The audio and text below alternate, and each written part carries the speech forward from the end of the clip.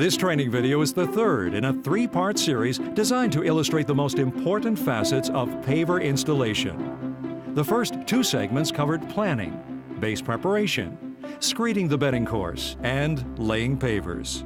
This segment will focus on compacting and finishing. Once all the pavers are laid, the project is inspected to ensure that the distribution of pavers with varied colored blends is pleasing to the eye and that all lines are straight. Special attention is paid to spacing in areas where cutting was needed or fans were used in the pattern. After adjusting spacing, a small amount of sand can be put in these areas to prevent shifting of the pattern during final compaction. The contractor asks the homeowner to inspect the project as well, and changes are made as necessary. Compacting accomplishes a couple of things. First, it sets the pavers into the sand, forcing sand up between the joints, creating a solid lockup between adjacent pavers. Secondly, it flattens the surface by leveling each stone to its neighboring stone. Compacting is done immediately after the pavers have been installed, not a couple of weeks later.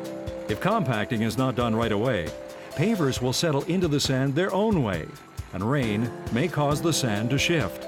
If the bedding course is saturated with water from a heavy rain, it's best to wait a day and then compact.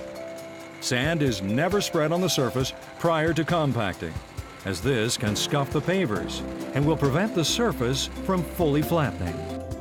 For most paver surfaces, but especially Umbriano Smooth Finish, a protective membrane is attached to the bottom of the compactor to prevent scuffing. Compaction is done with no sand in the joints. The only sand in joints is where curvilinear patterns have caused the pavers to fan out, creating a larger than usual joint. A minimum of 3 passes of compaction is done, once in each direction and once diagonally. Corners and tight areas are hand tamped.